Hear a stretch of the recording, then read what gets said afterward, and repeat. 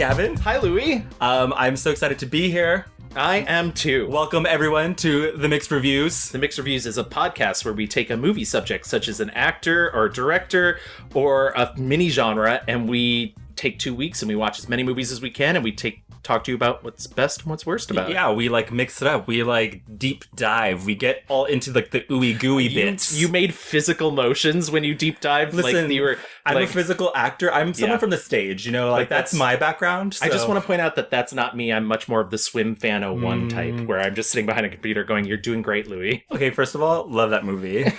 Swim Fan. Whatever the lead character. I like that you called it Swim Fan 01 as if we could expect a new version of it soon, which I hope so. I want one. That's what. Yeah. Speaking of which, you guys are hearing our very special guest, Mr. Joe Reid himself. Oh, Joe Reid. I jumped the gun. I'm sorry. No. So when Swim Fan comes up, you got to jump in. First of all, that's true. I saw my shot and I took it. Dove in at it. Yeah. First of all, one of my biggest pet peeves about listening to a podcast is when I know there's a guest because it says it in the title, and I have to listen. It's somewhat stressful. Exactly. You listen to the host for 10 minutes, beat around the bush, and then it's like, no. Oh, here's our guest. Yeah, we're not going to do that here. Not here. No. Not in this house.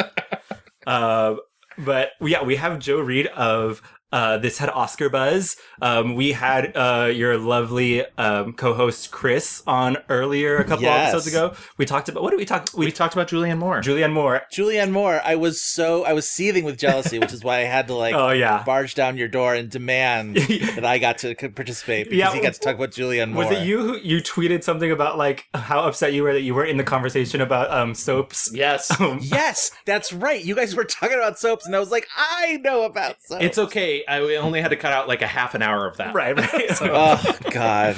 I love it. I love that so much. We talked about, obviously, the queen herself, Julianne Moore, and it's funny, you're here now to talk about another queen, a dame even. Yes. Ooh. Indeed, yes. We're talking today about Dame Emma Thompson. So exciting, but before we get into that, hold on to your Emma Thompson excitedness, because we do have some old business. Our last episode, we talked about Keanu Reeves, and I completely forgot to put it in the poll, but Gavin didn't, so thank the Lord. That's what I'm here for. Thank you. So we asked you guys to go online and vote for what your favorite Keanu Reeves movie is, or your best performance, whatever you want to quantify your Keanu feelings. And here's the results. My pick, River's Edge, came in at last place with 15%. A Scanner Darkly, which was your pick, was at 17%. The Matrix came in at 27%. And John Wick came in at first at 41%. The kids love the new stuff. They do love the new stuff. And I will say, I was under no illusion that either Louie or my pick was going to win. Was this the first time that we both came in oh yeah, dead last. Last. But I will say both River's Edge and A Scanner Darkly are completely worth watching if you have not seen them, and do still seek them out in between your repeat viewings of John Wick 3 Parabellum. Yeah. Exactly. Joe, if you had to pick one Keanu moment, which one would you pick? I mean, I kept trying to write Speed in on my computer screen, and it wouldn't register a write-in vote. Right. So. No. We had a couple of those four. We had a couple people say Speed, though. Yeah, we definitely did. I think Speed is the movie that best captures everything that you want from Keanu, where it's it's actiony, but it's a little dumb, but it's funny in a weird way, and it was his peak hotness in terms of a male action starness, where even The Matrix, he looks like a porcelain doll face. You know what I mean? He's very sort of pale and whatever. He was very fragile. Yeah. Speed was the one where he was closest to ever becoming a hunk. Well, also, I would say between Speed and Point Break. Because Point Break, for sure, both have different hair stories. Very much so, yes. But in conversation with one another. Which yes, I like. Yes, back and forth, if you will. Yes, exactly. Excellent. I very much don't get the John Wick thing. I say that having seen none of them, but I'm I probably I don't get it, and I don't want to. Yeah, exactly. I don't care to. I'm very Lucille Bluth about that whole thing. I don't know what you're talking about, and I won't respond Just to slowly it, closing the door as you look suspicious. Yes, that is. I'm every Lucille Bluth gif except for Gene Parmesan when it comes to John Wick. Excellent. Great. Well, Keanu, we love you. Right. You ride off onto your horses, stabbing people in John Wick movies to, infinity. It's Budapest and beyond. Yeah, based on how much money it's making, it seems like that's what it is. It's unreal how much money it's making. Yeah. But anyway, you did it, kids. You saved the John Wick series. Yeah, John Wick. Thank the Lord. But moving on, let's get into some Emma Thompson. Now, as I heard, you told me that Joe requested I did. Emma Thompson. So, I did. Joe, what's the scoop? Well, I know you guys tend to try and pair your upcoming episodes with stuff that's being released, and I knew that she was going to be in this movie Late Night with Mindy Kaling, which I was not at Sundance, so I did not get a chance to see. Oh, you didn't make it to Sundance this year? Oh my god. I know. I still haven't. One of these years, man, I'm going to take it by storm. But I haven't seen it yet, but I'm excited to. And I think it's her in a little bit of like a different scenario than normal. I feel like we haven't seen her in like an American broad comedy maybe in a while. Although I did watch Junior today. Okay, so good. We'll have to talk about that. Confirmed we all saw Junior for this. Excellent. Yes. Good. We all had to see that. Mm-hmm. That was the one it's mandatory. It really is the like universal unifier in terms of Emma Thompson's career. Truly. No, but I've always loved Emma Thompson. I think she's such an interesting actress, and I feel like sometimes because she isn't American, and sometimes we don't really loop her in with like sort of the major sort of actress conversation, which tends to in America be like, you know, Kidman, Streep, Julianne Moore, Cate Blanchett, like that. And like Emma is sometimes sort of outside of that because of, you know, how she makes movies. She's sort of, you know, seems to stay in England a lot. But I feel like we should have her in that conversation more because she's phenomenal and you know, has had a very interesting career. Yeah, and I think it's funny though because even you're right, she's not in that conversation a lot, but when you do see her pop up, you're like, oh my god, wait, I love her. Yeah. That's the thing, yeah. It's like she's charming. I mean, and I read a lot of articles in The Guardian or in the Independent, like British press, and they have like very complicated feelings, I guess, towards her. I didn't know about this. Yeah, I didn't either. And it's funny that they're like, Americans are so charmed by her. And I'm like, you know what? We fucking are, okay? This is why talk to an Australian person about Nicole Kidman. It's very interesting. Oh my god, what do they think? Where you don't always get the same kind of reactions that you get here. There's a lot of, you know, a lot of times you'll get that sort of just like, oh, she thinks she's like too good for us. Right. Which is interesting. I mean, honestly, wait. So, what do they think about Emma Thompson? I'm fascinated. Well, at one point, she was referred to by the British press as the most annoying woman in all of Britain. Wow.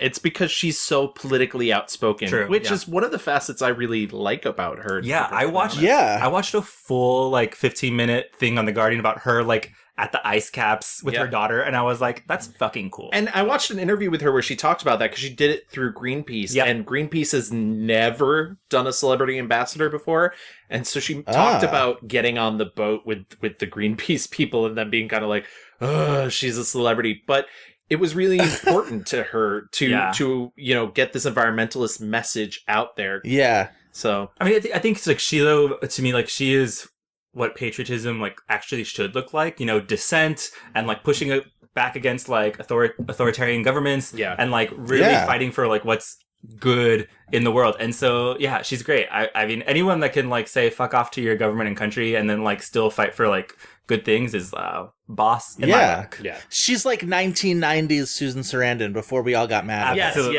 yeah, 10,000%. That's such a good. I enjoyed that a lot. Settle into that a little bit. Should we get into our rewind? Absolutely.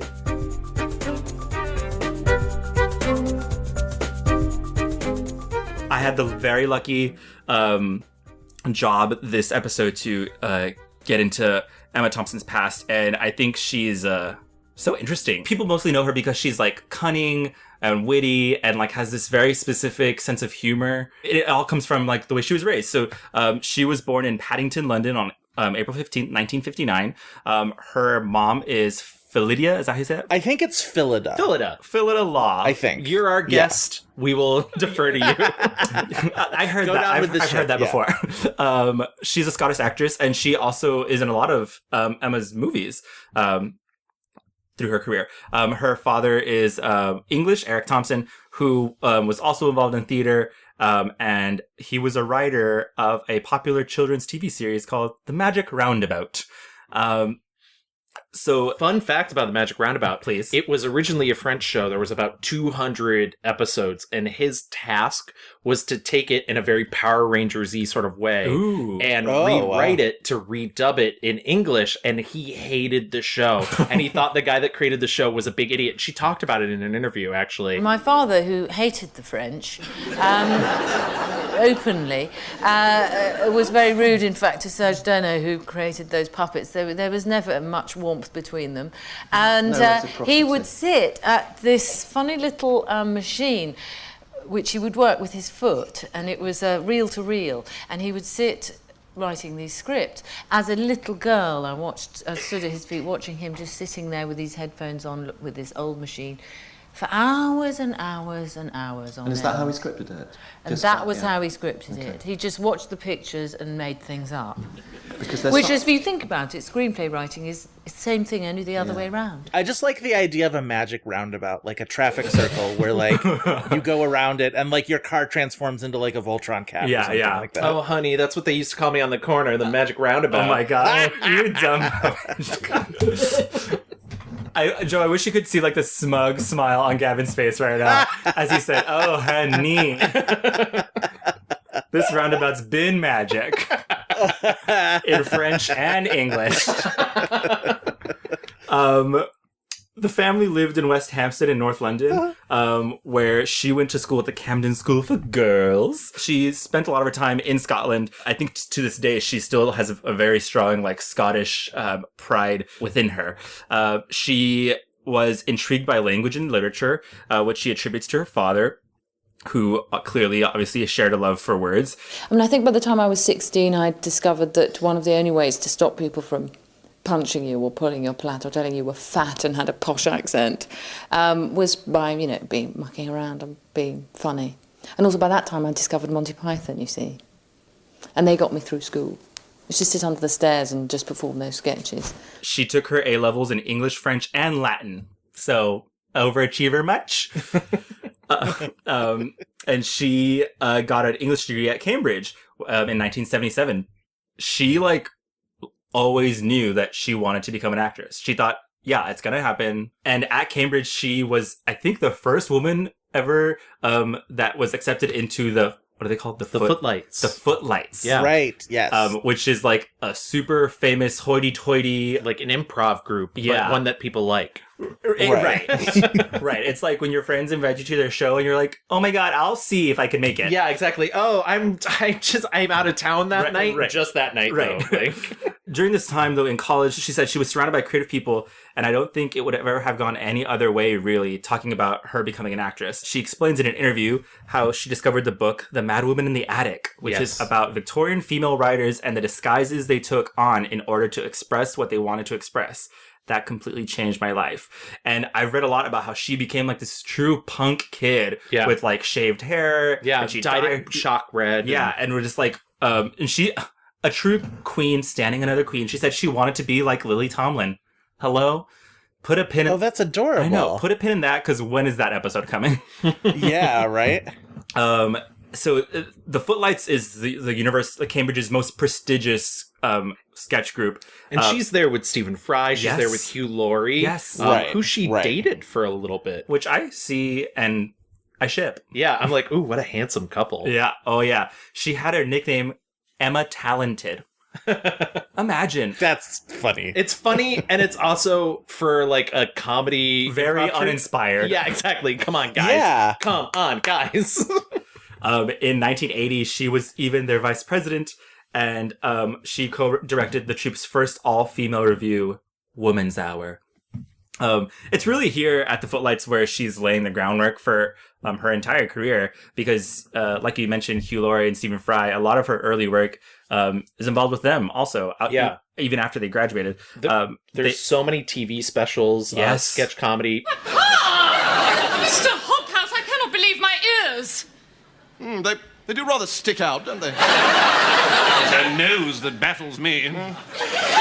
This is like the peak of their powers. Like, I mean, they're young, they're like doing weird shit. If you go on YouTube and just like type in alfresco Emma Thompson, it is full on Kate McKinnon, level sketch comedy. It's so funny because like this particular sketch group, there's a lot of lore about it because Emma Thompson obviously, but also like Hugh Laurie and Stephen Fry went on to do their own very popular sort of like sketch show on TV, and then like everybody sort of went on from this to become famous.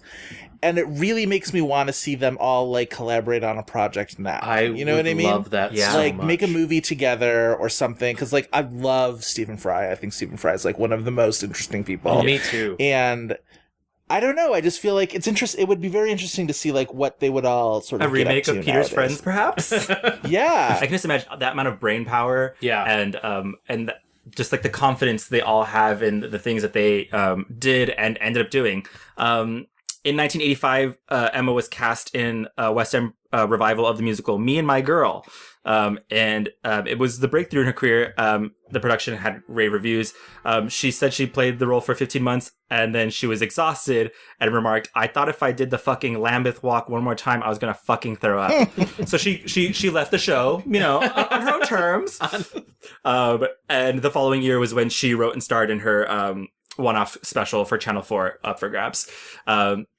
In 1987, she had another breakthrough, and that's when she had 2 television miniseries debut, Fortunes of War, co-starring her later husband, Kenneth Branagh. Good old K. Bran, as the kids call him. As the kids would call him. It was very popular amongst them. And Tutti Frutti, which was a dark comedy about a Scottish rock band. Oh, and this is when she writes her own sketch comedy series for the BBC called Thompson, and it was a flop.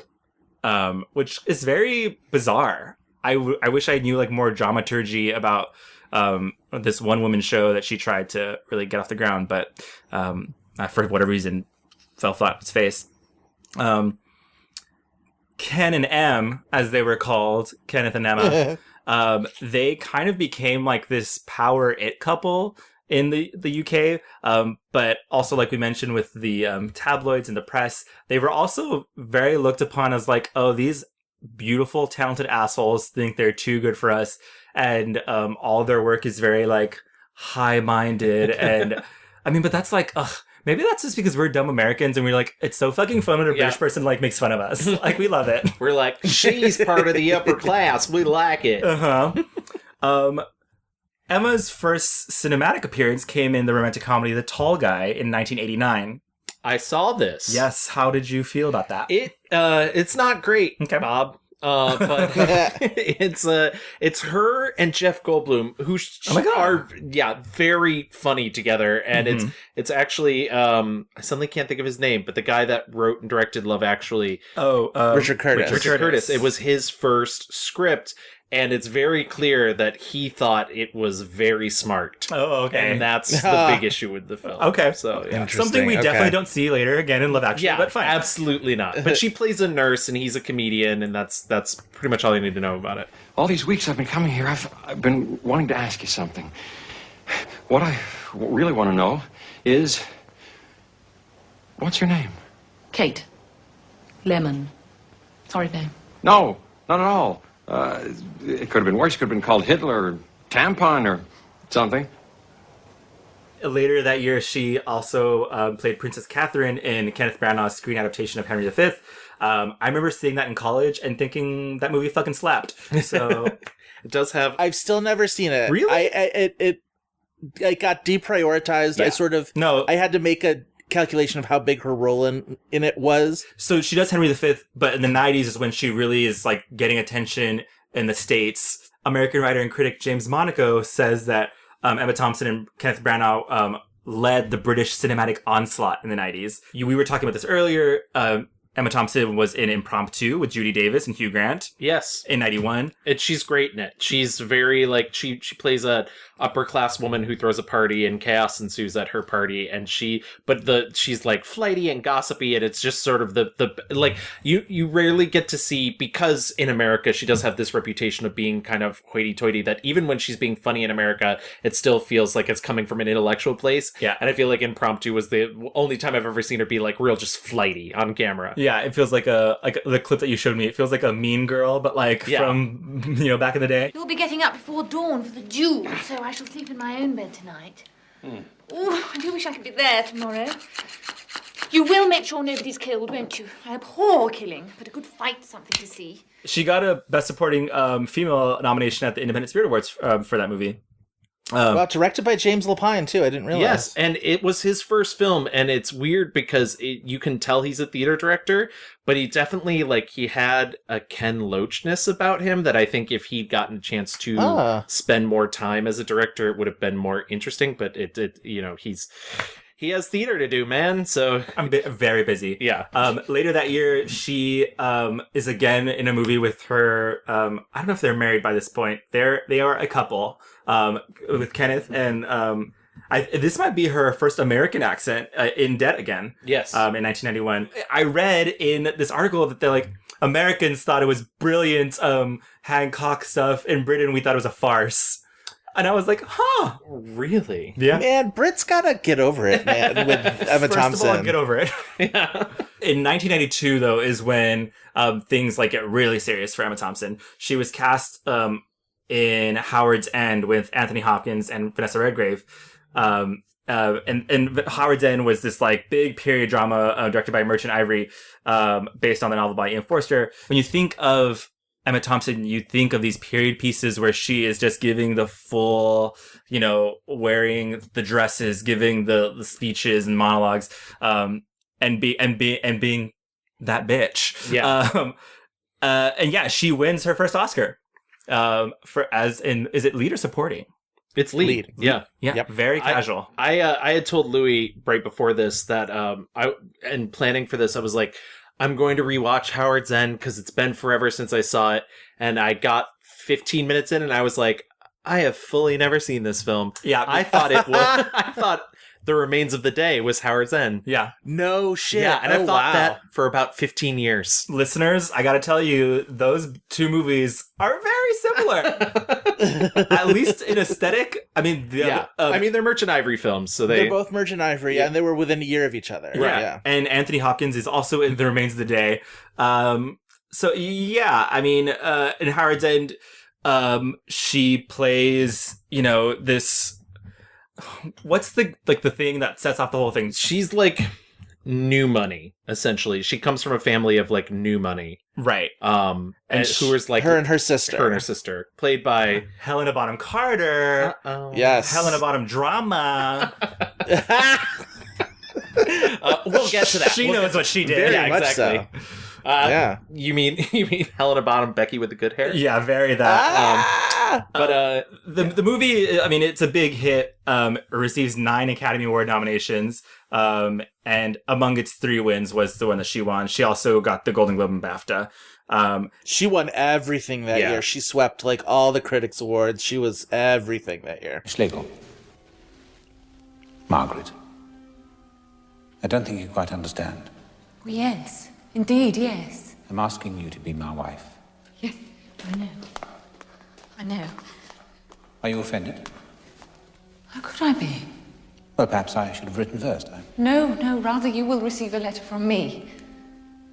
Thank you. Not at all. And it's you I thank. And it's funny because all the reviews coming out of that movie were just oh, Emma Thompson can do shit without Kenneth Branagh. Yeah. And she is a force. Yeah. And reality was out to prove that, I know, too. yes. They were oh, you want an Oscar on this movie with Helena Bonham Carter?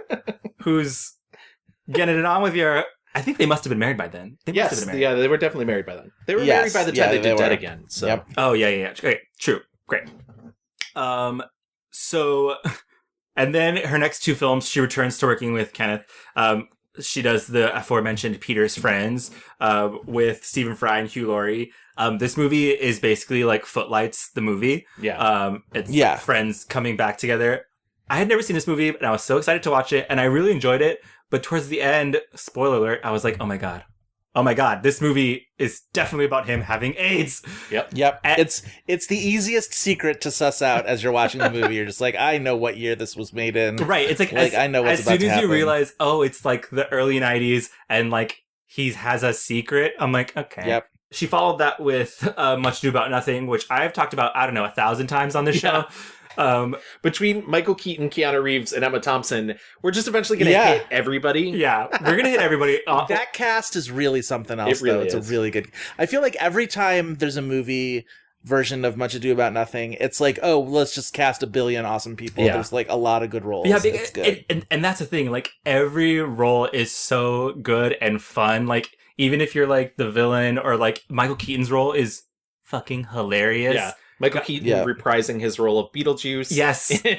Much Ado About Nothing.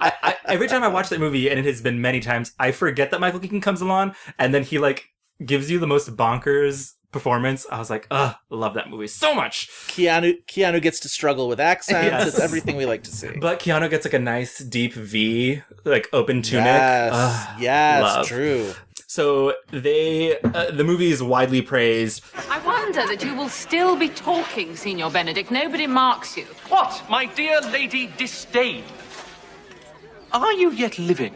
Is it possible Disdain should die while she hath such meat food to feed it as Signor Benedict? Courtesy itself must convert to disdain if you come in her presence. Then is courtesy a turncoat. But it is certain I am loved of all ladies, only you excepted, and I would I could find in my heart that I had not a hard heart, for truly I love none. A dear happiness to women. They would else have been troubled with a pernicious suitor. I thank God and my cold blood I am of your humour for that. I had rather hear my dog bark at a crow than a man swear he loves me. She returned to teaming up with Merchant Ivory and Anthony Hopkins to film The Reigns of the Day. This is still 1993, guys. She was a busy girl. Also have to mention that she, I want to say, did she do the screenplay for Much Ado About Nothing? I feel like she did. Yeah, she co-wrote it with Brenna, I believe. So just like painting a full picture, like she is not only busy killing it in front of the screen, she is currently also writing these movies as well. The Reigns of the Day, which again is another kind of period piece, but I think like a very interesting period time though, because the movie deals a lot with like things are changing, you know, after the war, and people are like, fuck being a gentleman, fuck high society, like we don't care. I will also Nazis are coming. Like there's a lot of that too. Also, it's like, oh, so what's it like working for a Nazi sympathizer? I think I like this movie better than Howard's End, honestly. I think it's interesting to compare the two with this and Howard's End, because it's Thompson and Hopkins, but their relationship in both of them is very different. And I think the difference in Howard's End being an E.M. Forster novel and then Remains of the Day being a Ishiguro novel, and like the difference in the time periods in which they were written, right, is it's Remains of the Day is deceptively old-fashioned looking. It's really not. There's a modern sensibility to it that I think really makes it snap, and it came out in the same year as Schindler's List, so nothing else was going to win the Oscar but Schindler's List, which is kind of, I almost wish Schindler's List had come out a year later, and because then it could have beaten Forrest Gump, but also I feel like 1993 had some really interesting movies in that Best Picture race, but it was Reigns of the Day and The Piano and The Fugitive, and all of those movies might have gotten a little bit more of consideration and, you know, gotten some time in the spotlight if they hadn't all been sort of like ready to get steamrolled by Spielberg. Emma Thompson has said that this movie is one of the greatest experiences of her career, and she considers it to be a masterpiece of withheld emotion. I accepted his proposal. I accepted Mr. Benn's proposal of marriage. My congratulations. I am prepared to serve out my notice, but if you were able to release me earlier, I would be grateful. Mr. Benn is planning to leave for the West Country in 2 weeks' time. I'll do my best. Now, please excuse me. Mr. Stevens. Yes, Stinson. Am I to take it that after all the years I have been in this house, you have nothing else to say to me? You have my warmest congratulations. It was a big success critically and commercially, and like Joe mentioned, it got 8 Oscar nominations, including for Best Picture and for Thompson. She also gets an Oscar nomination that very same year for another movie, In the Name of the Father, the Daniel Day-Lewis film, for supporting. And fun fact, she loses both of them Does everybody know what she loses them to? No. Both to the piano, Both- the women from the piano. Correct. Wow. Yeah. Yep. Anna Paquin stealing it right out on her. The teen Anna Paquin? Like preteen. Oh, like preteen. She was like 11 years old. Yeah. She was really young. Yeah. Yeah, supporting. Just Wow. like Rogue, touching her, stealing her powers. Yeah. That was funny She because knew. also Holly Hunter. So Holly Hunter won Best Actress for the piano that year, but she was also nominated twice. She was in supporting as well for The Firm. Ew. So it was like a really kind of a wild year where like both Holly Hunter and Thompson are nominated twice. Thompson had just won the year before, so nobody expected her to win in either one of them, and it was wild. That year when they showed the rest of the nominees in the audience, it was exactly like that scene at the end of Wayne's World 2, where you just watch each of them mouth, son of a bitch, at Anna Paquin. I like, Joe, you were like, 93, really wild year, man. Like, it was. things were it like was. really crazy in 93, so. In 1984, Emma makes her Hollywood debut, and in our favorite movie, Junior, starring alongside Danny DeVito and Arnold Schwarzenegger. It was a flop. Wonder why. People didn't want to see a pregnant Arnold? Can't believe. Pregnant Arnold, giving you the word, I hate movies like this where the joke is wouldn't it be funny if a man acted like a woman and not like a woman, Yeah. but stereotypes of women. Yeah, he's like, I want to be cuddled. Right. Oh, I don't know. Why are you leaving me all alone? This commercial is making me cry. Yeah.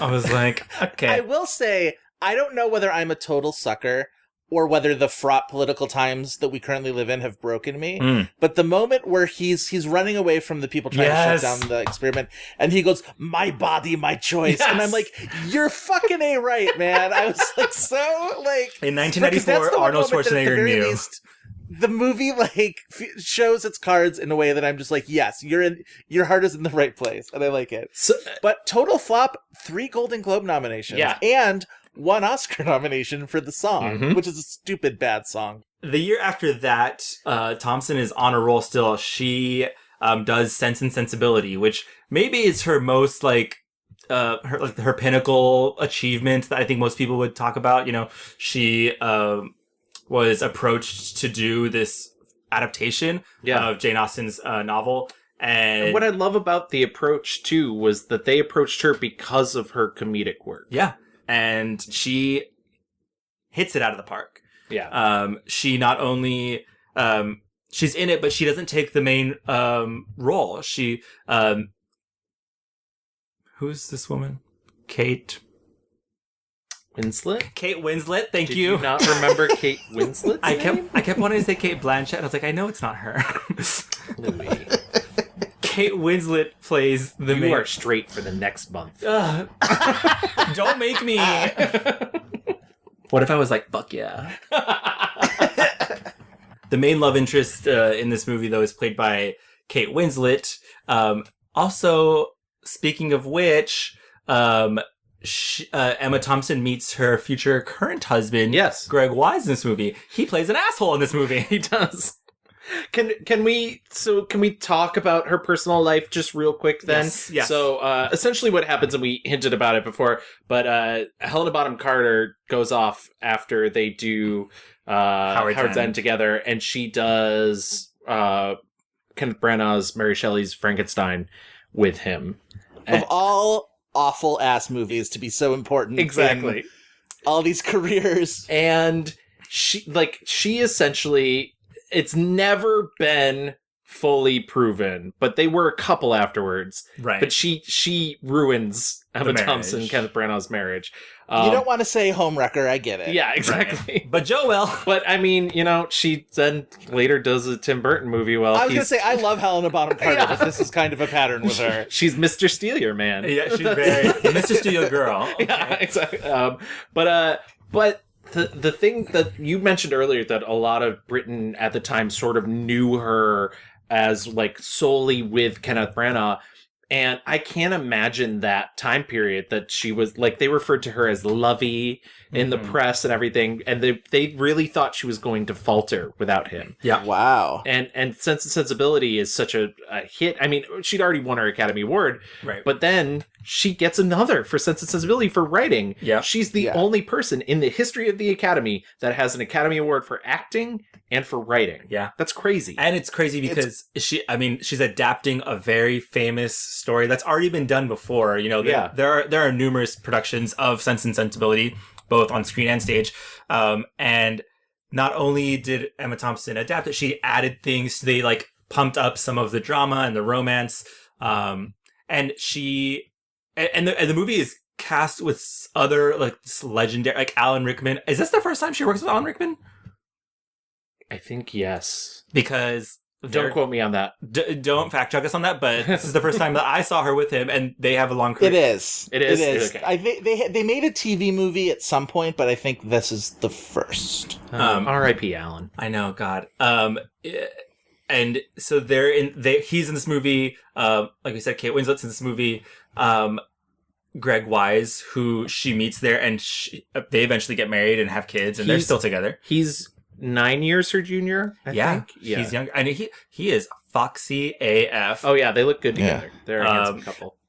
I will also say about Sense and Sensibility is if you get a second, go and watch her Golden Globes acceptance speech. Yeah, I was waiting. I was literally not bringing this up because I wanted you to bring it up. Oh, okay. She delivers the speech. She sort of, makes her like initial sort of thank yous, but then she pulls out a piece of paper and it's, she went to Jane Austen's gravesite or whatever, and she spoke to Jane, and Jane wanted me to convey this message to you. And so then she like delivers the rest of this acceptance speech as Jane Austen. Yep. Mr. Ang Lee, of foreign extraction, who most unexpectedly appeared to understand me better than I understand myself. Mr. James Seamus, a most copiously erudite person, and Miss Kate Winslet, beautiful in both countenance and spirit. Mr. Pat Doyle, a composer and a Scot who displayed the kind of wild behaviour one has learned to expect from that race. Mr. Mark Kenton, an energetic person with a ready smile who, as I understand it, owes me a great deal of money. True. Miss Lisa Henson of Columbia, a lovely girl, and Mr. Gareth Wigan, a lovely boy. P.S. managed to avoid the Whedon, Emily Tompkinson, who has purloined my creation and added things of her own. Nefarious creature. Thank you. It's such a flex, too, because it's just you're already giving me this award for adapting the words of Jane Austen, and then I'm going to accept it by, just casually writing another whole, in the voice of Jane Austen story. It's amazing. It's so good. She didn't win the Oscar for acting. She won it for writing, but she did win her second BAFTA award for acting, and the Golden Globe for Best Screenplay. And she's like, take that, you fucking lovies. She returned to America to appear in an episode of Ellen, where she won a primetime. Can I talk about this episode of Ellen? I fucking love this episode of Ellen. I've never seen it. It's so good. Okay, so this was the season after Ellen came out, right? And that show only lasted one more season after she came out because America got really weird about it. Mm-hmm. But so a lot of that season, by her coming out, because the come out episode, if you remember, Laura Dern's in it, Oprah's in it. It's very much the celebrities sort of arrived to support Ellen at this point, which she has, carried throughout her career. She's very sort of surrounded by celebs always. So this episode, Ellen, I think, works for a talk show. She's something, right? Or whatever. She works for this talk show, and Emma Thompson plays herself, who's going to show up in this talk show, and you think the crux of the episode is she tells Ellen, I want to come out on this episode of television. This is going to be, so it was this whole sort of meta thing where they were doing a lot of commentary about what it was like for Ellen to come out and whatever. And then about 2/3 of the way into the episode, the turn is Emma admits that she's got another even more horrible secret, which is that she's not English at all. She's from Dayton, Ohio. So, no regrets. You have got to be kidding. I have never been happier. It's like I'm living a whole new life. All right, Thompson. Come on, let's go. Back to work. You want to cut me some slack here? I'm on a break. Oh, yeah? You'll be on a boat back to France if you don't shake a leg. Okay. Well, she wins another Emmy Award for this. Can I talk real quick about one other TV appearance that actually occurs slightly before this? Please. She famously plays Fraser Crane's first wife on Cheers. She's so good. Yeah, she plays Nanette Guzman. Guzman? And she really wants to fuck him. And then later... but she's like a children's TV show host. Yes, so she's absolutely. like this like sweet as pie thing, but also she's super horny for Frasier. Yes. And Lilith is so incredibly jealous of her. It's great. Yeah, it's such a good episode. And I will die for any BB Newirth Emma Thompson crossover. Yeah. Well, my, oh my. Well, I was going to start by singing the Doodlebug song. Thank you. But instead, I want to begin by singing a very special song for a very wonderful boy. And the moon... Why is she looking directly at you? She isn't looking at me. She's looking in the general direction of our loving family. I think she's singing the song to you, Fraser. Oh, you're being paranoid. She's singing a lovely song to a 2-year-old child. The first time ever I lay with you. All right, that's it. Stop the music. But what's funny is Nanette Guzman appears only twice more on the TV show Frasier, once in a flashback played by somebody else I can't remember. But then... Laurie Metcalf. It's Laurie Metcalf. I was going to say, and then Laurie Metcalf plays her the third time later. And it's so good to imagine one character that got to be both Emma Thompson and Laurie Metcalf. Yeah. Queens, it's great. Standing Queens. For her second Hollywood role, she is with John Travolta in Mike Nichols' Primary Colors. Yes. This is in 1998. They're basically playing Bill and Hillary Clinton. Yeah. It was based on a tell-all book. I remember when this happened. It was written by Anonymous. It's a sensation. This book was Anonymous, sensation at the time. And it's all about the early Clinton campaign. And I didn't rewatch this because I'm still in election fatigue from the last one. I didn't rewatch it because I've seen it approximately 200 times. I see it every single time it's on television, which is quite often. I love it. She's amazing. I had never seen it, but I did for this. And I gotta say, I was not a fan. Yeah. I mean, it's definitely, in loving it, I accept a lot of flaws. But Emma specifically, her version of Hillary is not very... She's not doing an impression, which Travolta is doing an impression. Literally doing his best little Arkansas, sleazeball moment. But Emma is so good at making this a character and making this, sort of woman who has had to become calculating because of her sort of role in this man's life, right? And this thing that they want to do and this thing they want to build. But there's a scene in the middle of the movie where they're at some sort of barbecue in Arkansas or whatever, and she's sort of just it's the part where everybody's sort of letting their hair down and they're all dancing. And she dances the mommest dance you have ever seen in your entire life. It makes me laugh so much. It's so good. If you want to draw a political lesson from that about Jack Stanton's character, here it is. He will stick. He will work through the tough times. He will wake up every morning and bust his butt for the American people. Bust his butt? The mouth on her. Nobody's perfect. You should just take her in hand. The movie is critically well received, but it's kind of a flop. Does not make a lot of money.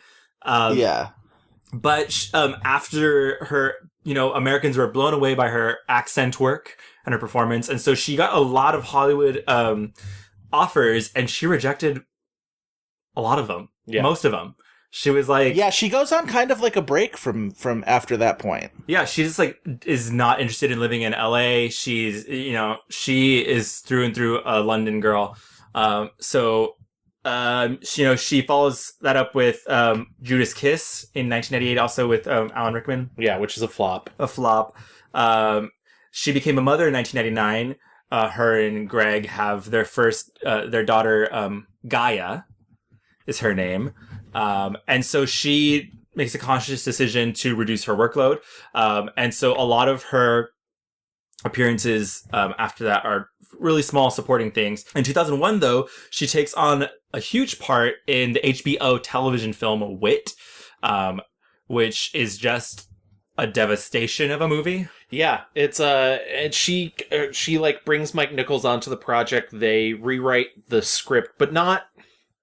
I don't want to like they don't change a lot of the dialogue. They just restructure the way it's presented to make it more filmic and less theatrical. Right. So Wit is a Pulitzer Prize winning play by Margaret Edson. And it is about, a doctor who gets cancer. And it's this journey. Well, she's a professor. She's professor. Right.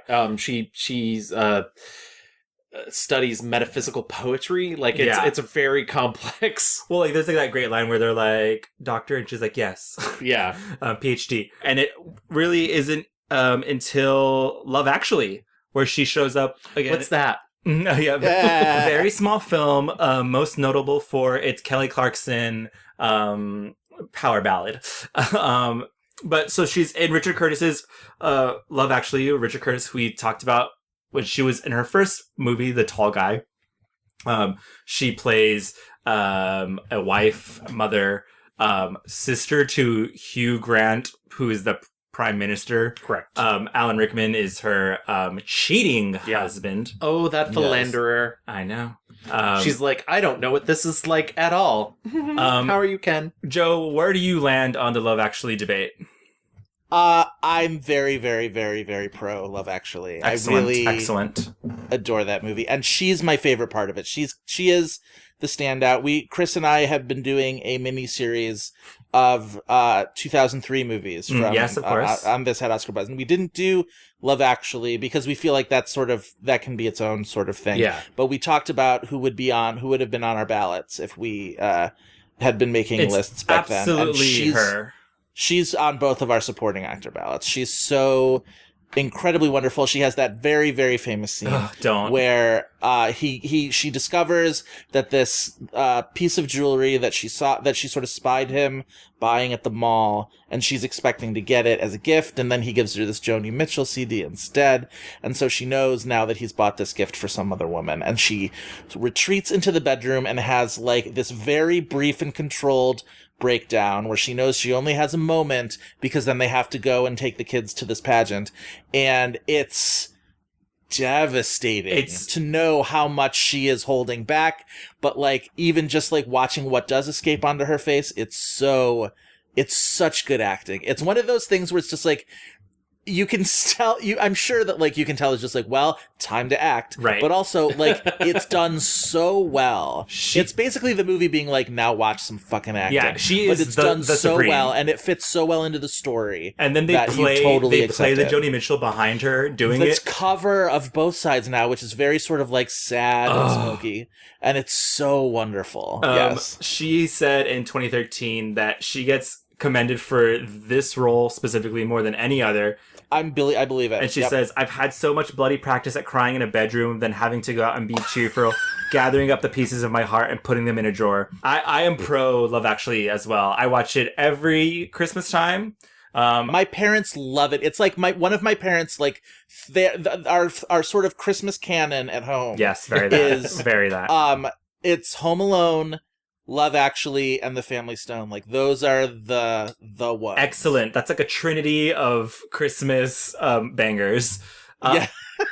Yeah. Gavin, where do you land on the Love Actually? What happens after Love Actually? No, in any conversation about Love Actually, there has to be at least there must be one. Because there must be one. That's me so in the corner. You are only fulfilling the universal duty for it. So, my name is Gavin. Later in 2003, she's also in Imagining Argentina, where she's a supporting role with Antonio Banderas. I did not watch this. Anyone? This was directed by Christopher. I didn't watch it either, but it's directed by Christopher Hampton, the playwright, the famous playwright and mediocre director. This movie was booed and jeered at when it screened at the Venice Film Festival. She returns to HBO for the miniseries Angels in America in 2003. She plays the titular role. The titular angel. The titular role, indeed. Yeah. It's so funny because I think of like wit is such a like powerful thing on its own, and then in many ways I sometimes think of it, that was the Mike Nichols, Emma Thompson movie before Angels in America. Angels in America is the greatest thing I've ever seen. It's it's my number one sort of like work of any kind of fiction ever. It's so good. And the movie version is such a good adaptation of it. Yes, that's exactly what I was just going to say. It's a beautiful adaptation of something that I think in a lesser hand would have been a disaster. What's that? Did Mike Nichols also do this? Yes, yeah. Yep. Mike Nichols, and it's like, and it draws upon all of like his great relationships with actresses, where it's Emma, it's Meryl Streep, it's Mary Louise Parker. I watch it all the time. It's this like 6-hour like sprawling thing, and I watch it so often for a 6-hour thing. It's just like, are you okay, Joe? I get very moved by it. It's very good though. Yeah, so the great work continues, motherfuckers. Yeah. So in 2004, she joins every other British actor ever to play a character in the Harry Potter films. Yes. She is Sybil Trelawney, famously a mediocre psychic woman. Clairvoyant, that's the word we're looking for. She only plays that character in 3 of the 97 films, is it? Something like that, yes. Yeah. Though I will say... And in one of them, the last one, she's basically just like in this big sort of giant scene. Right, exactly. All kind of gathered. Hello! yeah, basically. Whatever the movie is where she like gets fired by that bitch in pink... That's 5? Order of the Phoenix. Yeah. A heartbreaking of a scene where she's like, "This is my home." 16 years I've lived and taught here. Hogwarts is my home. You can't do this. Actually, I can. Her Peter's Friends co-star Imelda Staunton. Yes. Turning her out in the cold like that. I know. She's like, let's see you play Vera Drake. Hello. She says she's called her time on the franchise, quote, "great fun."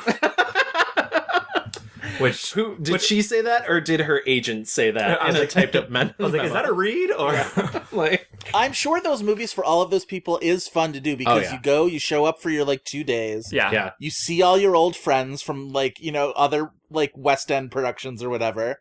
Like she and Maggie can say hi, and she and, whatever, and then you go home. And it's gotta be obviously, we've talked great friends with Alan Rickman too, and so, yes, of course. And she and Branagh were in different Harry Potter movies. I was just going to say, what's really funny is that like both Branagh and Helena Bonham Carter just like hanging out the edges of the.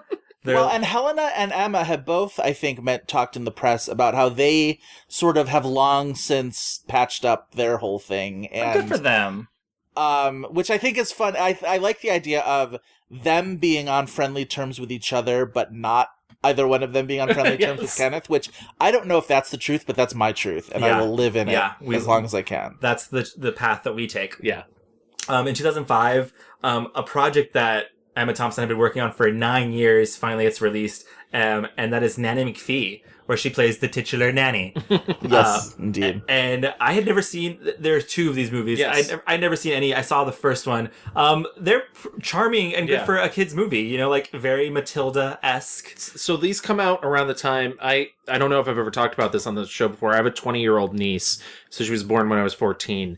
And... these came out at like the perfect time for her. So I've actually seen both multiple times, and I do really like them. And it made me happy that Emma Thompson sort of had her own Mary Poppins, and actually like kind of like, I know it's not based off Mary Poppins. I know it's a different thing, but it kind of a closer to the Mary Poppins of the books, minus the racism, because the books are a little racist. Okay. Oh, really? Oh yeah.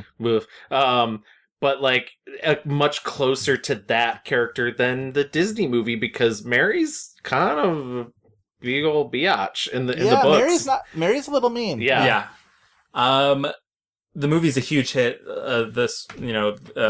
Spawning its sequel. The following year, she appears in the comedy drama Stranger Than Fiction with Will Ferrell. We can skip ahead a little bit. In 2008, she does Last Chance Harvey, also with Dustin Hoffman.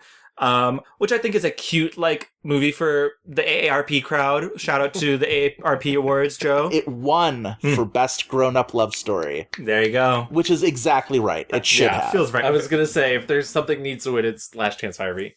Yeah. She's supporting a role in an education, The Boat That Rocked. Can I just back up like half a second to Brideshead Revisited really quickly? Yes, sure. Because she's really good in that, but also that cast is great in Yes. a way that, like, it might have been the first thing I ever saw Ben Whishaw in. Oh. It was one of the first things I ever saw Matthew Good in. It was the first thing I saw Haley Atwell in. So, like, if anybody hasn't seen that adaptation of Brideshead Revisited, it didn't get, like, a ton of attention, but, like, it's worth watching. It's really good. And she's really good. She's actually my favorite part in it. But it's a hard novel to adapt. A critic said that Emma Thompson is to some extent becoming the new Judi Dench as the person who kind of comes in for 15 minutes and is brilliant, but when she goes away, the rest of the movie has a real problem living up to the wattage of her presence. An Education feels that way for me sometimes. Where like I keep wanting them to return to her character because she's the one who like tells hard truths to Carey Mulligan's character, and I'm like, yeah, more of that, please. Someone tell Carey. God.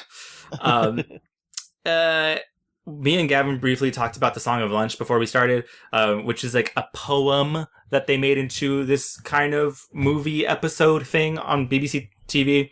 There are no two greater voices than just because a lot of the movie is in narration between a lot of it is Alan Rickman. He's reciting the poem. Focal point. He's reciting the poem. But like I could just listen to both of them talk. Yeah, there's something absolutely beautiful and heartbreaking about this. And once again, it's a film adaptation of a poem. Yeah. But it's I love it. It's like 50 minutes, if that. And it's she really got worth her watching. 4th Emmy nomination for that. Yeah. How long has it been? 10 years? 11? 15. No, it can't be that. Let's settle for 12. And we've only got lunch in which to tell each other everything, so... Truce?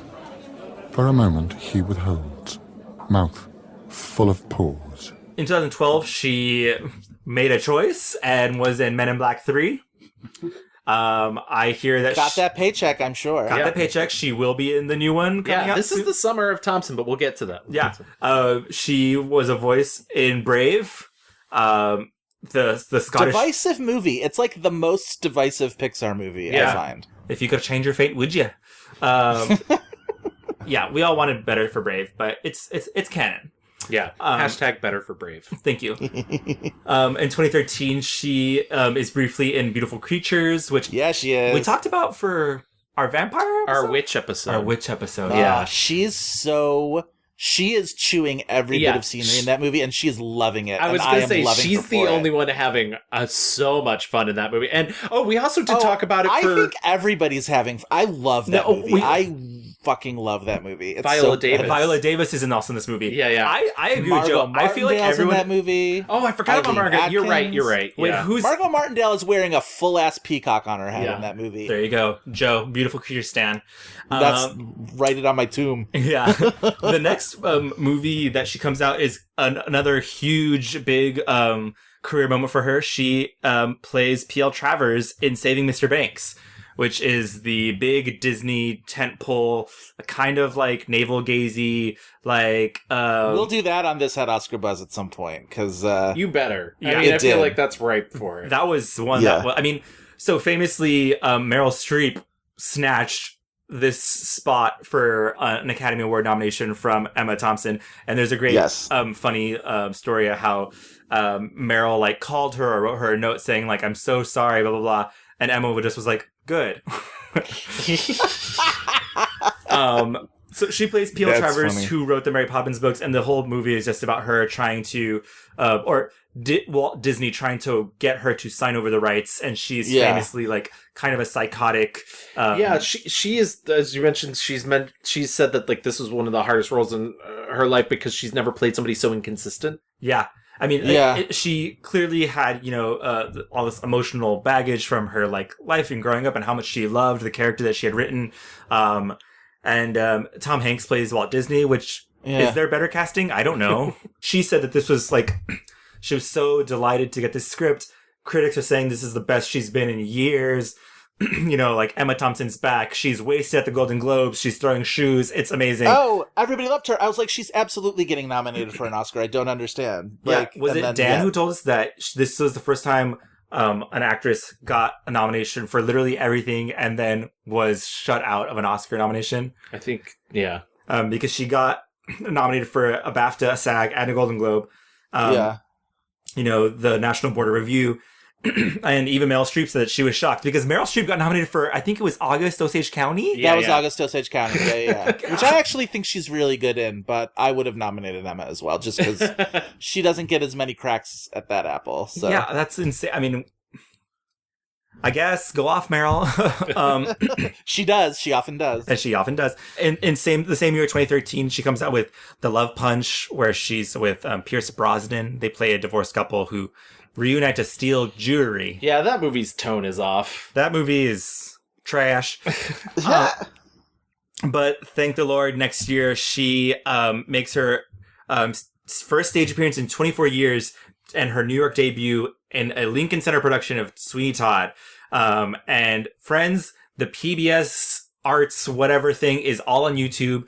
Look it up. She's so funny. She's so good. And she's having a great time doing it. Excellent. And it's what the best part about this is if you see it, they all come on the stage and it's Lincoln Center.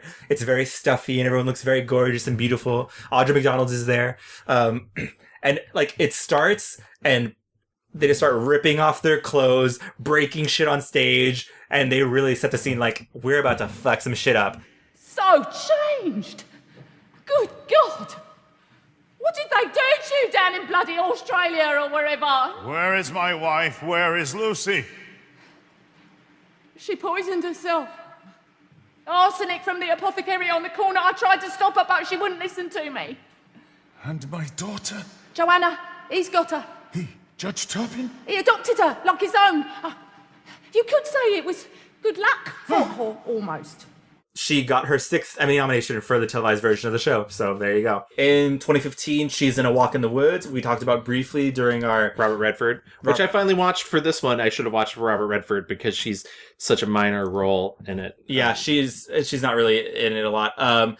Next, she stars in Robert Carlyle's directorial debut, The Legend of Barney Thompson.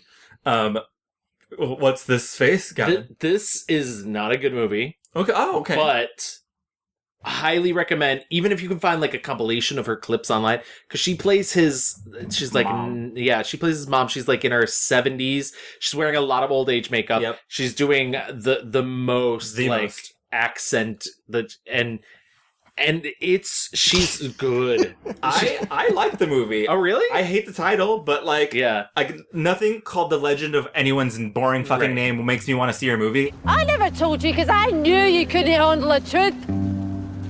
So what's the truth? He moved to Hart Hill and opened a tobacconist's. Hart Hill's only 5 fucking miles away! See, I knew you'd be like this. Well, why didn't he keep in touch? Maybe he was just like everybody else. Maybe he couldn't be fucking bothered with you either. She co-wrote the screenplay for Bridget Jones's Baby. Right. You know what's funny is Richard Curtis wrote the other two. Huh. Yeah. Wow. Full circle? Yeah. Kind of. She, in 2017, in like maybe one of her highest grossing, maybe the most highest grossing movie she's been in. I would say, yeah. It'd be hard to do too many more higher grossing than that. Yeah, is Beauty and the Beast, which is whatever. It's a piece of crap of a movie, but yes. Thank you, Joe. She's wonderful. I did not watch this, but she's allegedly in the Meyerowitz Stories. I did watch it. I love her in the Meyerowitz Stories. She's so good in it too. Okay, and I'm not a Noah Baumbach fan, and I like anytime she was on screen, I thought that like the material was lifted. So I love this movie just in general. So Emma's character is this very particular kind of a woman who she's their father's new wife. Right. But she's prickly, but also kind of like needy in a weird way. And then like when Dustin Hoffman as the father sort of falls ill, her relationship with the sons becomes adversarial, but she's not a villain either. Right. We need to be able to talk to Dr. Sony. Dr. Sony looks very much like a chum of mine at university who became an art looter, but That's of no use to you. No. Absolutely none. I'll get the information and you can ask me. Email might be best if you're going to be in Rochester. I'm here. Danny's here. If you have a family that has sort of like many sort of like tendrils and remarriages and whatever, like there's one of this woman in your family somewhere. And she's also like a quiet drunk. Like you get she's the impression. A quiet drunk is the other thing. Yes. Yeah. The part where she sort of like slowly rolls her car into a tree. Yes. Is really funny. That kind of brings us to where we are now. You know, she, like we said, she's got a late night coming out. I just want to really briefly talk about her activism. She is very politically minded. People have even said that they would not be surprised if they see her kind of like in the role like of Glenda Jackson, who takes a seat in Parliament even.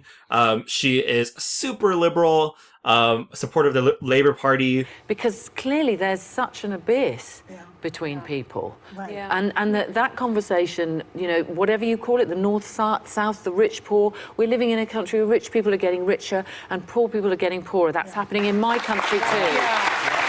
What's that about? So Emma Thompson, she has said, quote, "I'm an atheist. I regard religion with fear and suspicion. It's not enough to say that I don't believe in God. I actually regard the system as distressing. I'm offended by some of the things said in the Bible and the Quran, and I refute them." So she, I mean, and we talked about this earlier, you know, she is very outspoken. The press love to give her shit for being outspoken. She says, "What I feel is that we all need to speak up, and a woman who has got a louder voice needs to shout very loudly indeed." She's super involved with human rights work. She dragged fucking Harvey Weinstein to hell and back. She very famously just left an animated film that Sony was releasing because they hired John Lasseter.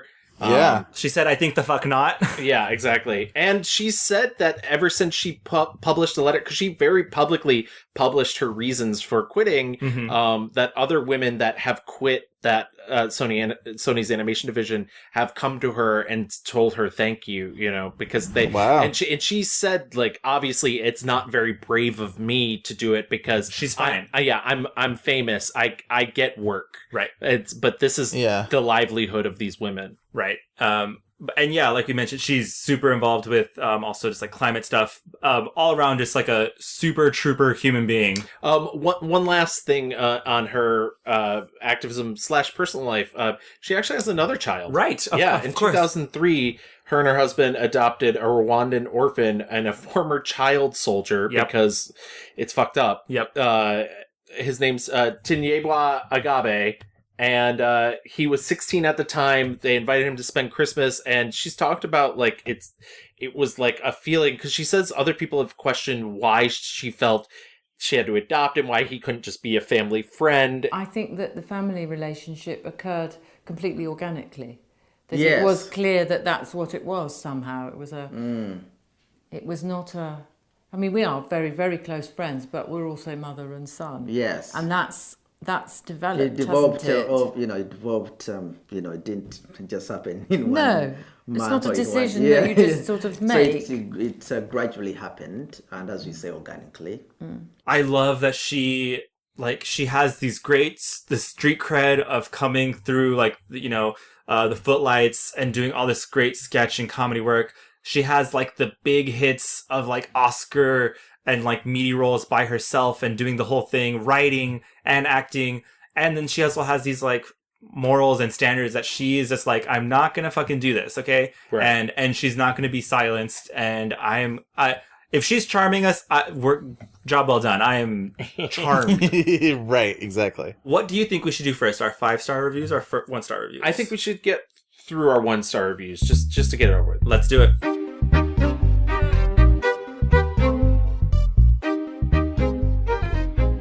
Joe, as our guest, would you like to say your 1-star review first? Sure. So we kind of breezed past it in the rewind, and I was happy to because I knew I was going to have to talk about it. So I actually went and watched Judas Kiss, the 1998 crime thriller, which is like, if you've seen any of those mid-90s crime thrillers, which were like Romeo is Bleeding or like all those sort of like Mickey and Mallory knockoffs kind of. This is this very sort of like New Orleans tinged. It's Carla Gugino and Simon Baker play this sort of like wannabe Bonnie and Clyde pair of America's criminals. favorite couple, Carla Gugino and Simon Baker. And so their crew is like, it's those two. It's Gil Bellows, who, if you remember, Ally McBeal, the guy who played the guy who Ally McBeal was in love with on that show, and Till Schweiger, who shows up. I think he was in like Inglourious Bastards, right? Yeah. He sort of shows up in a bunch of things. So they're this like criminal crew, and this whole thing with like they kidnapped a man and then shot a woman, in the whole like in the process of it, and it has to. The woman that they shot was the wife of the governor or the senator, played by Hal Holbrook. And so anyway, you mean Mr. Delta Burke? I do in fact mean Mr. Delta Burke. So Emma and Alan Rickman. So Alan Rickman plays the like local detective who's like on the case, and she plays the FBI agent who has to sort of work with him. And they're both like, neither one of them could give a shit about being in this movie, and it shows. And like, she still has her like Hillary Clinton primary colors haircut, and they're both doing these really, really bad sort of Southern accents. Oh, and good. They're like really bored. So fill me in. That remark could be misconstrued as sexual harassment, Agent Hawkins. Let's get it out of the way, then. You've never worked under a female superior before. I got to where I am by pushing paper and playing nice. I never let you fire a gun before. I'm only in this job to prove to my father I'm not a coward. I give decent heads. I got promoted before other worthy candidates, all of them men, all of them equally gifted at fellatio, but there was a gender quota to fill. I'm also stupid and idealistic. You are hard and cynical and usually right. I'm just secretly in love with you, but I have a hard time showing it. Did I skip anything? You're a better driver than me, and I'm too proud to admit it. You're right. They know they're in a bad movie, and there is nothing they can do about it. And it's from the guy who directed... This was his feature debut, Sebastian Gutierrez. He would go on to direct Electra Lux and... what are some of these movies? I've never heard of. I was going to say, like, what the... Woman in Trouble, Rise, Bloodhunter, She Creature. Like, these are very, like... I've seen She Creature. Carla Gugino's really? in that. Carla Gugino. All oh over my it. God, Carla Gugino and Rufus Sewell, yeah. So it's just, it's true blue got so garbage, excited. but not even fun. It's just a slog from, like... We were 2 minutes into this movie, and I was already just like, oh God. Because it starts, and, like, Gugino's doing this sort of, like, slow drawl of a voiceover. Like, she's essentially just, like, telling the story of, like, how it all began. And it's just, like, it's really, really bad. And Emma, for as much as I was waiting for her to just, like, oh, she'll be the bright spot in this movie, and she's just like, no, not this time, I won't. Like, I do not care to be in this movie at all. So... It was a pretty easy choice for my 1 star, just because it's brutal. I wonder if her and Alan Rickman were like, should we just like do this for fun? Like, honestly, like, I wonder if maybe that's how they like became very good friends, if they weren't already, is they were just like, God, like, we're the only 2 people who we can talk to on this whole set for this like brutal movie. He's like, have you ever been to New Orleans? Gavin, you want to pick yours? I would love to. Okay. So my 1-star review, and we kind of breezed past this too, but even though I did take time to besmirch Christopher Hampton, is 2003's Imagining Argentina. Oh, okay. Imagining Argentina is based off a very famous novel by Lawrence Thornton, and it is essentially about what is known as the last military dictatorship in Argentina, which ran from 1976 to 1983. Antonio Banderas, my love. I know. Yeah, I know. Second time I've like been really negative about one of his films. He plays a children's theater director whose wife is a dissident journalist, and that's Emma Thompson. Right. I'm gonna come back to this. But essentially she gets taken by the government, and he develops psychic powers that allow him to see... Psychic powers? Okay. That allow him to see what is happening to these people that are taken by the government. But the only thing is his powers will not allow him to find out what is happening to... He can occasionally see what's happening to her, but not where she is. Right. That's how that works. Yeah. I totally could see this working as a novel. I'm sure it's wonderful. Nobody does magical realism better than South Americans. I'll be perfectly honest. Yes. So I'm sure it works gangbusters as a novel. In a movie, it comes off like he's doing his worst Christopher Walken in The Dead Zone, where he just like touches people and is like psychic visions. Emma Thompson truly takes the cake. And I feel really terrible because she was so passionate about when this movie got booed at Venice. She started doing positive press, and this was the last film released by the company that then became Focus Features, and they were quoted in an article as saying, "If anybody can save this movie, it's Emma Thompson." Yeah, because she was so passionate about doing press for these people. The 30,000 people disappeared during this military dictatorship. I mean, they were throwing bodies in the river. A lot of the people were former Nazis who moved to Argentina post World War II. Like it was a bad scene, and I get it, but Emma Thompson is not Latin. And and this is what I'm getting at. She is essentially in like very light brown face. Oh boy. Yeah. Does she put on an accent? She does. Like a Latina accent? Right. Just trying to help you. Too late for help, wouldn't you say? Don't think I like what goes on here. I might be part of it. It's my job. I've always been a prison guard, like my father. I imagine the job must have changed a lot in the last few years, hasn't it? Yes, out of all recognition. Well then, I have children. I need to work. I am sure if you really wanted to, you could find something else to do. But she can't do it. No. Because she's very British. So she just sounds Britishy. And on top of that, the things that are asked of her are so unpleasant that, like, essentially, sometimes you get Antonio Banderas having psychic visions of her being raped. And it's just close-ups of her face, as, you know, or picking her daughter's rapist because they take his daughter at one point. Jesus Christ. And it was so upsetting. And she said in an interview that it's important that people know about the upsetting things. It's actually very important to represent something in that sort of brutal, flat way. Because I think that's what it is. I think that's how it occurs. But the rest of the movie is so just like, he's a man with psychic powers that it doesn't, it's the wrong venue for it. You know, some like executive was like, what if we put some more psychic stuff in there? Exactly.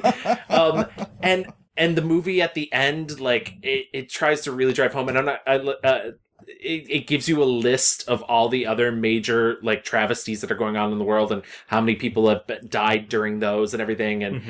And it's like, this film is dedicated to the lost. Wow, they're really trying it. Yeah, and I get as a piece of activism why you would want to make it, and I do think there are many British actors of her age that have their heart in the right place when they do things like this. Yes. But it's a disaster, and that subject deserves a better movie. Yeah. Yeah, and she's bad in it. So, like, obviously, as I say every time we do this, I always try and pick the worst performance. My 1-star review is based on performance, and it's a bad movie that she's not good in. There you go. Good job. Good pick. My 1-star review goes to 2013's The Love Punch. Any movie that's a quote-unquote comedy in which it fails to make her even a little bit funny is a slap in the face. You know? Like, how dare? So she plays the ex-wife to Pierce Brosnan. His company gets bought out and then sold to like some psycho like a hedge fund bad guy character. I don't know, vague bank bad guy. They're like good friends, Timothy Spall and Celia Imrie, like other like funny supporting British people. There's a plot to like go steal a diamond. Yeah, it becomes like a spy film. It's a slapstick. I feel like this movie was definitely punching for the AARP crowd because one of the gags is like they call their son on Skype so he can like hack things for them. And he like, to do the hacking, he's like, okay, I gotta go look at my other computer. And then he walks away and does the thing, I guess, and then comes back. He's like, all right, I got the codes or whatever. Also, one of the gags is like they start Skyping and like his roommate is like maybe jerking off. His roommate's always jerking off. Yeah. It's not even maybe. He's clearly jerking off. And I was like, the old people who made this movie don't understand how that works. Like, there's no way that you're like, what? That big screen of people staring at me? That's happening? Is that his roommate, Tyler? I think it is. Oh, Tyler! Close the door. Come on, son. Close it now. Mr. and Mrs. J? Yes, we're all here on Skype. Sorry. It's deeply dumb, and it sucks because, like, the best part of Emma is, like, how intelligent and smart all of the comedy makes you feel. Like, she's very good at slapstick and, physical humor, but it's always just, like, wrapped in this lovely, smart, intelligent feeling. And, yeah, and I also don't think her and Pierce Brosnan had, like, great chemistry. Oh, they don't have any chemistry, which is shocking because it's Pierce Brosnan. I know. He only has chemistry, I feel like, when he's like really wearing like a hot suit. Yeah, because we also had issue when we did Salma Hayek with the movie they did together. Yeah. So real quick though, I mean, one of the highlights of the movies, their daughter is played by Kate Middleton's cousin or something. Really? Oh. Yeah, like Pippa or Gemma or something like that. Yeah. I wonder. We didn't talk about this in the rewind, but like. Emma Thompson has said that she's been like friends with the royals for like a long time. Yeah, because she's known William since he was a baby. Yeah, and so I don't know if she like knew Kate or whatever. But also she casually, when she went to go get her knighthood, damehood, whatever the fuck they call it, she wore sneakers. Yeah, like a boss ass bitch, and a women's equal pay pin. Come correct. Yeah. But yeah, I don't want to talk about The Love Punch anymore. It's a very bad movie. It made no money. Was there anything else that you guys saw that you perhaps didn't love? And this can be film or performance. She's got a couple in there. We mentioned Brideshead Revisited before. I think it's such a lovely novel that it's hard for me to watch a bad adaptation of it, but I do think she's the bright spot in it. I think Junior's pretty bad. Junior is really bad. I don't think she gets a chance to show her best in that movie, and it's always funny to me that she got a Golden Globe nomination for it, because that is insane. Anna, please, don't be angry. Why should I be angry? You lie to me, you steal from me, you engage in an utterly immoral, selfish, arrogant stunt without any regard for my feelings whatsoever. What am I supposed to be, grateful? This is just so male.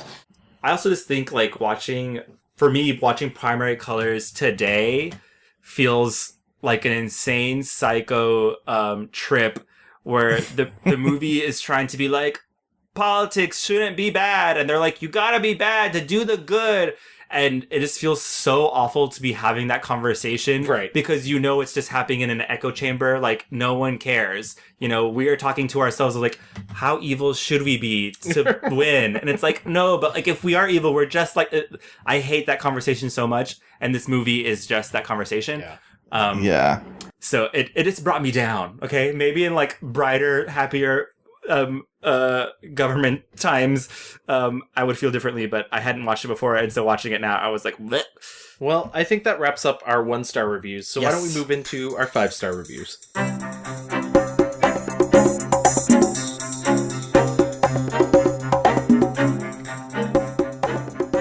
All right, Joe, hit us. What do you got? I mean, there's so much to choose from. I feel like I'm like throwing a dart at a board for like 4 or 5 of them.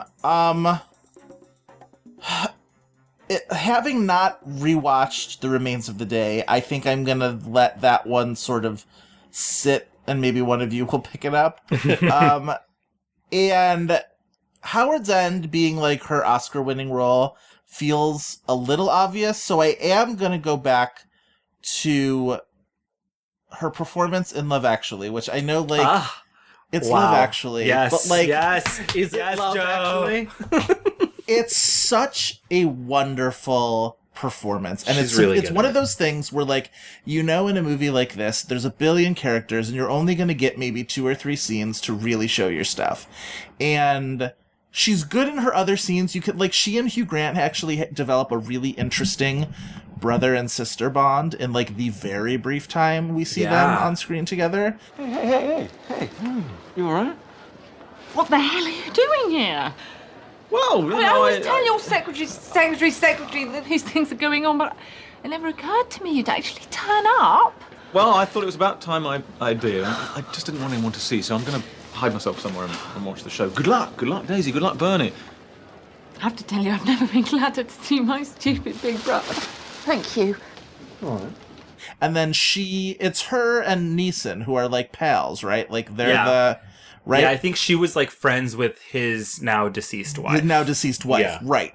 And so, like, that's a really, like, cute scene, but then, like, you really, for the amount of time that she's given in this movie, to really pack the wallop that she does in that scene with her in the bedroom is just so good. And it's so, like, it's so impactful. And the fact that, like, this whole, like, I feel like this whole, like, generation of us who, like, were, in our early 20s or late teens or whatever, when people saw this movie, that we all remember it so, like, distinctly and, like, all revisit it when the movie is on TV again and again and again.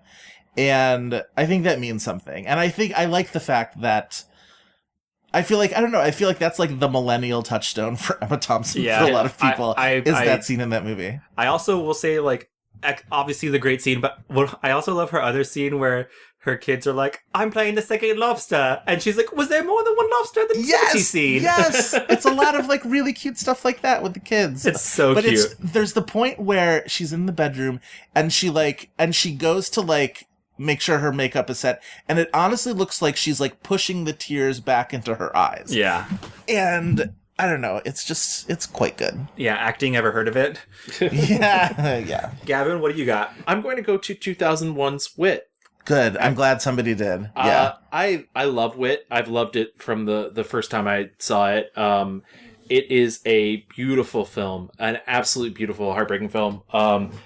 It is, it's not just sad, and I think that's a lot of people think about it as just sad. Right. Right. It's not. It's first of all a gorgeous performance from Emma Thompson, and she has to really, like, it's a very careful balancing act of being theatrical, because it's very much a play, but the way that her and Mike Nichols have worked together to structure that to be more cinematic, but she does have to do so much direct address to the camera. Yeah. But it feels intimate and welcoming, and even though she's playing a character who is hard and perhaps not the most personable, right, it makes you feel like you're there with her, and you're watching somebody who is, I'm getting emotional thinking about it, trying to find the dignity in a disease that's robbing her of that dignity. Yeah. And the best part is, like, so first of all, reader, I also chose Wit. Did you really? Shut the fuck up, bitch. Nice. First of all, no, but what I have to say is, Audra McDonald's performance, like, God, like, the movie, like you were saying, they keep asking her, like, do you have anyone? Right. Do you, like, should we call? And, like, literally, she's like, I don't. I really, Right. And they don't really tell us much about, like, her family, I think. I can't There's recall. some flashbacks to her childhood, but it's very... Right. but it's isolated. Yeah. It's not, She's not, and what's... Yeah, I had not seen this before, but, like, the movie is also just, like, really this play, it's, like, about, how these people do not care about, Right. they are treating this disease, and, like, that last really climactic thing where there's, like, a student doctor character or whatever, and he, like, Jonathan M. Woodward of Buffy the Vampire Slayer fame. Thank you. He is, like, this character who is less interested in the human being and more interested in just, like, the disease, and, Audra McDonald's character is the perfect foil and, like, salve for that. Yeah. Because she is so loving and so emotional, and the physical the physicality of this performance, you see Emma Thompson wither into nothing on this. She fully shaved her head. Yeah, for it.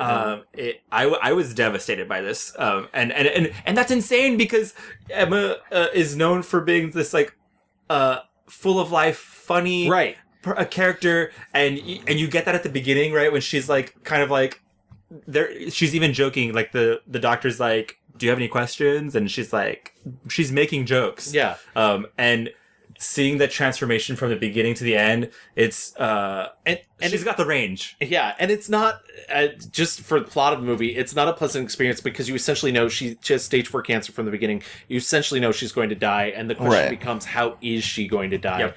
Is it going to be through a pleasant means, or they sign her up for this clinical trial where it's basically like the highest extent of chemotherapy, and that they want to keep giving her more and more, and it's this kind of like morality play, like it's just about, is it life worth living? And like because they are bombarding her with awful, horrible treatments, all in the sake of like medicine, right? Like instead of humanity. And while they're treating the body, you get to watch the sort of the acceptance of her mind, giving into the fact that she will no longer be. It's heartbreaking.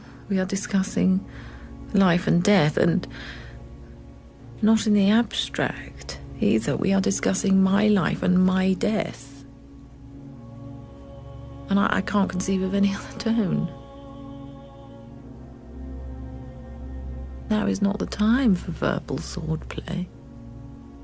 Nothing would be worse than a detailed scholarly analysis of erudition, interpretation, complication. Oh. Now is the time for simplicity. Now is the time for, dare I say it, kindness.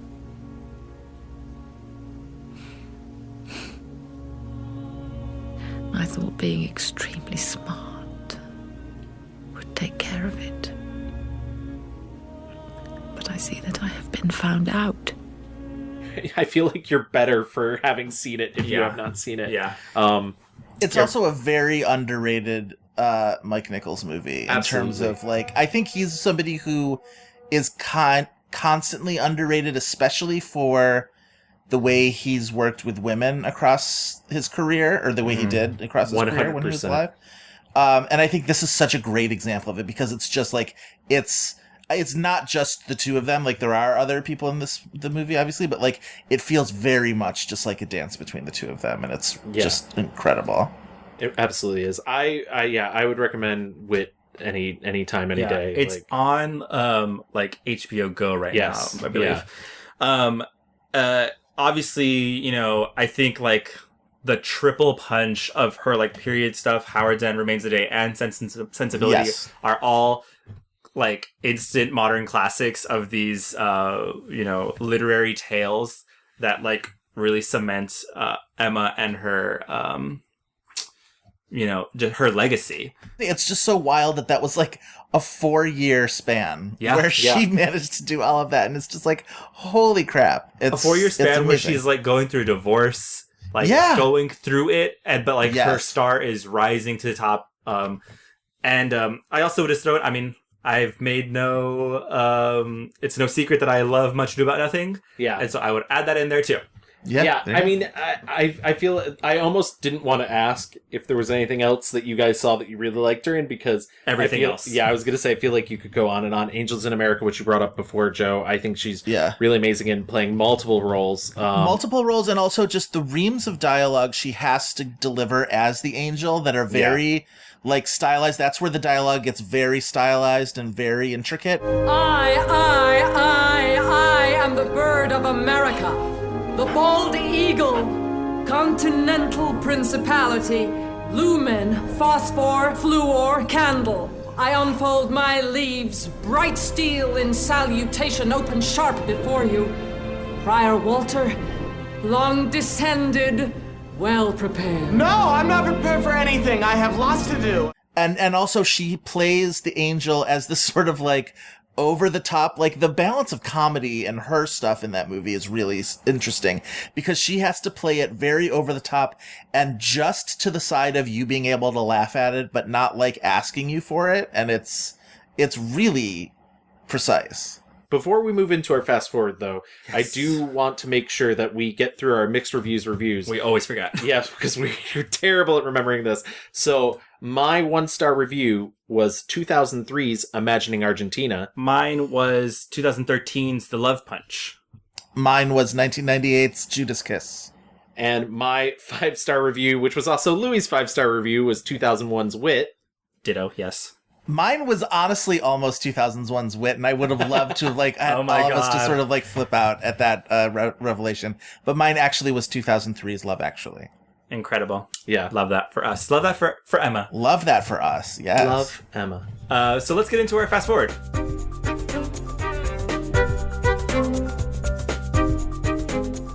All right, so as you mentioned, we're doing this because Late Night is coming out. I actually have seen Late Night. Uh-oh. Yeah. I went to a preview screening about 2 weeks ago. The Lincoln Center had some extra tickets. I won a contest, whatever. Cool. I called a radio station. Oh, yeah. And I thought it was all right. I thought Emma Thompson is the best thing about it. She really is. I buy that. I mean, I was like, I absolutely would watch her, could see her being a late night host. Yeah.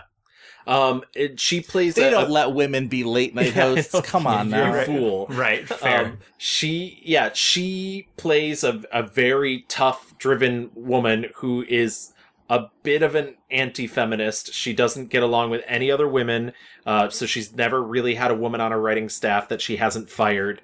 Mindy Kaling's character is a woman who works at a chemistry lab, who essentially, on a whim, she it's a complicated in the movie, you'll see it, but she gets hired as a writer, and it's really this back and forth between them about like cooling Emma's persona and making her more likable, and Mindy Kaling finding out what it takes to exist in this professional world. I'm Tom. I write the monologue. I'm actually the youngest monologue writer in the history of the show. No, I don't care. No? Okay. Do you know what? I'm not going to remember any of this, so here's what we're going to do. You're 1, 2, 3, 4. Hi, Catherine. Oh, Burdett, thank God. How's your baby? She's 27.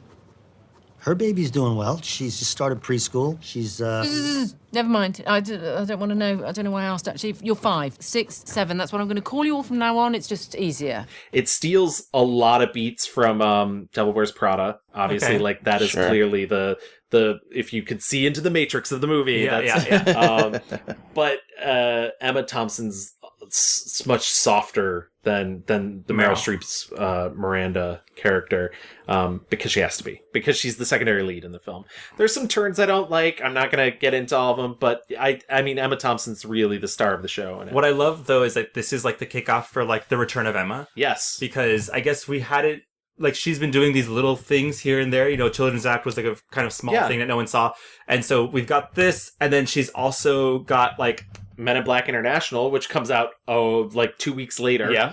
And then, which is a huge Hollywood thing, which she doesn't do often. And then after that, she's got Last Christmas. Yes, Can we talk about Last Christmas for a second? Yes, please. I'm so excited. I mean, first of all, we're talking about it. I know we're talking about it for Emma, but also Henry Golding. Oh, yeah. Also, like, let's just appreciate this cast. It's Emma Thompson, Emilia Clarke from Game of Thrones, Henry Golding, and Michelle Yeoh reunited yet again after Crazy Rich Asians. Patti LuPone's in this movie, motherfuckers. I didn't know that. Patricia? And yeah, look at that cast on Wikipedia, yo. And it's directed by Paul Feig, who, like... hello? Yeah. I can no longer say, like, can do no wrong, because, like, he's... Right. Whatever. In general, Paul Feig's movies are fucking awesome. Like... I just want to point it out, too. It's called Last Christmas because it's a filmic adaptation. Yes. Oh, yes. of the George Michael song. Of the titular Wham song. Yes.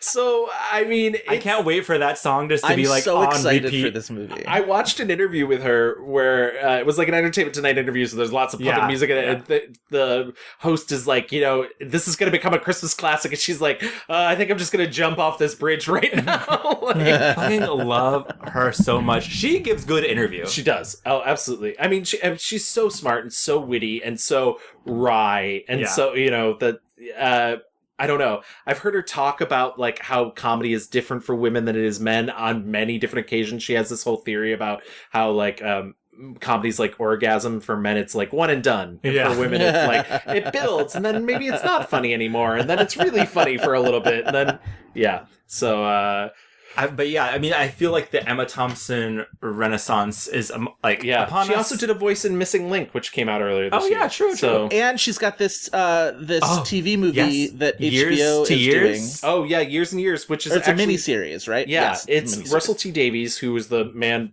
who single-handedly brought Doctor Who back in the early 2000s, and also did Queer as Folk. Queer as Folk, exactly. I was going to say the real reason he's famous, actually, and I'd say that with no slight. That's and it's actually started airing in England already. Really? I think they're through the first 3 episodes because it's a co-production. And she plays like a Donald Trumpian politician. I don't want to tell the story. I do not want to tell the story, but everyone knows the story. She got asked out on a date by Donald Trump. I didn't know this story. Hello. She after Donald Trump became president, she's gone on like the late night stuff, and she's like, when they were doing Primary Colors, she got a call to her trailer and she was like, I didn't even know we had a phone in the trailer. I don't know how he got my phone number in the trailer. So I lift up the phone. Hi, it's Donald Trump here. I said, really? He said, yeah, I just, I wondered if I could offer you some accommodation in one of my Trump towers. They're really comfortable. What? Well, I think we would get on very well. Maybe we could have dinner sometime. Okay, well, I'll get back to you. But yeah, and it's so fucking weird. She plays in this Years and Years thing where she's this kind of like very white. Yeah, she's right-wing, nationalist character. Yeah, she's very much a combination of Theresa May and Donald Trump. Yeah, and it's just kind of like looking at like the country as it changes over X amount of years and kind of the horrors that await us all. Yeah. Russell Tovey is in it, and Rory Kinnear is in it, and Russell Tovey playing gay, which is, nice. Always preferred. Yes. My preferred spice on him. Right, exactly. Yeah, so she's certainly not hurting for work, and she's not going anywhere. She's a woman who just turned 60, which is unbelievable. I know. Whatever she's doing as her skincare routine, because someone like her who is so body positive, it's not any sort of... Yeah, so it's she's just like, aging tell me what you're putting on your face. She is aging with full grace. Yeah. And yeah. I like that she has gone to the sort of very sort of light blonde to the point of sometimes her hair is white and it's very much the year that my mom and my aunts all decided to stop coloring their hair all at once, and I was very proud of all of you.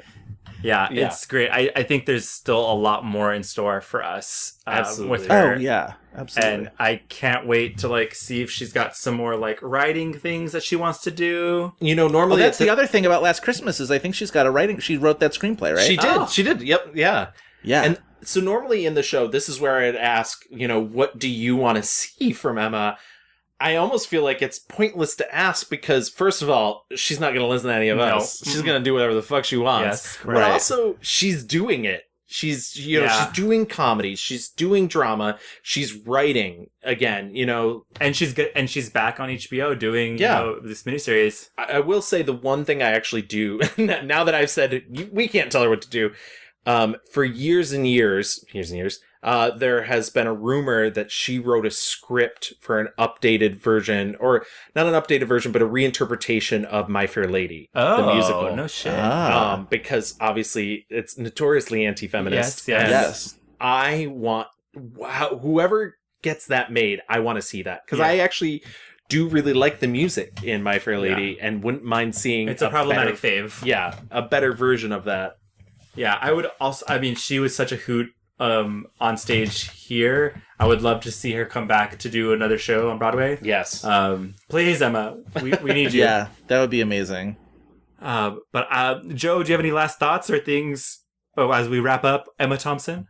I mean, I think I mentioned it earlier. I would love to see her and Stephen Fry and Hugh Laurie get together for another thing again. I think that would be really fun. I think that would be very cool. And I mean, in the she's never going to be able to make another movie with Mike Nichols again, obviously, but sort of somebody find a director. I would love for her to find a director who she can make like multiple movies with, who can sort of like, they can like, take some chances and explore some different, different shades in different areas. I think that'd be very fun. Absolutely. Excellent.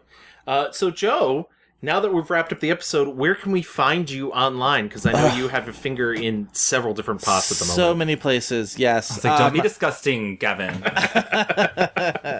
podcast. The whole time. Oh my God, you should do a Sally Field episode. That would be amazing. Oh, we will. I have the book. It's around here somewhere. Yeah. I think I gave it to you. No, I bought it for my mom, but my fucking niece and nephew, the 9-year-old and 7-year-old, also bought it for her, so I had to keep my copy. 9-year-olds and 7-year-olds should be like, you can get away with way worse gifts, and they shouldn't be able to steal the good gifts. I'm sorry. I know. That's Thank you. Exactly. Make her a macaroni thing. Yes, thank you. That she'd be fine with that. A little hand turkey, whatever. A little hand turkey for Christmas, exactly. You guys mentioned my podcast, This Had Oscar Buzz, which you should all go listen to because I think it's really fun. And I think you'd really like it. We've got some good ones coming up. I don't know when this podcast goes up, but our next episode might be Rendition. We're doing Rendition because it's Reese Witherspoon and Meryl Streep. And so in honor of Big Little Lies, yes, of course, get that one out there. We've got some fun stuff. Our 50th episode is coming up. We did. Oh my God. We've got some stuff in store for there where I think we're going to do a listener poll to decide what we're going to talk about for that episode. And it's going to be fun. That's also on Twitter at had_Oscar_Buzz.